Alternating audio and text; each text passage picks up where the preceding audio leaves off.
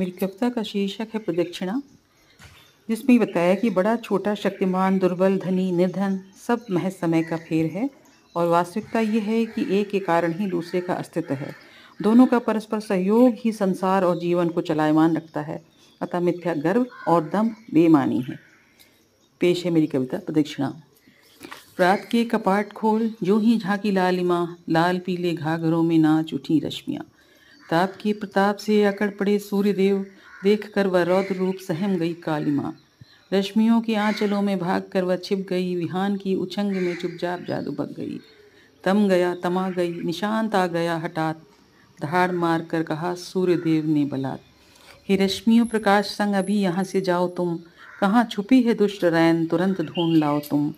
किरण प्रकाश हाथ साथ हाथों में डाल हाथ, यहाँ वहाँ जहाँ तहाँ सर्वत्र घूमने लगे।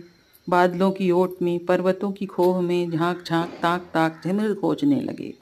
छिपी कहाँ बसी कहाँ, बस एक इसी टोह में, खग बेहक ताल वृंद हरिक से पूछने लगे। नभ धरा वन लता जिधर जिधर चितवन गई, उधर उधर आलोक था ये रैन फिर किधर गई। इसी उधेड़ बुन में गुम वे दिवस किनारे आ गए, स्नेह स्नेह बोझिल कदम संध्या के द्वारे आ गए। इसी समय के घात में लगी थी शांत शर्वरी, तुरंत उठ खड़ी हुई अंगड़ाई ले विभावरी। शिथिल किरणों की गोद से निशब्द वह निकल पड़ी, साम्राज्ञी वह रात्र की राज करने चल पड़ी। किरण और प्रकाश क्लांत देखते ही रह गए, बुझे बुझे से सूर्यदेव सोचते ही रह गए। अरे ये कैसी धृष्टता, कैसा ये उपहास है, कहाँ कुरूप कालिमा, कहाँ मेरा प्रताप है। जाते जाते दूर से ये बोल गई कालिमा, हे देव तात तुम मेरे, अनुजा मेरी है लालिमा। विलग नहीं हम एक ही परिधि के दुभाग हैं, एक दूजे में समाये हुए प्रात और सांझ हैं।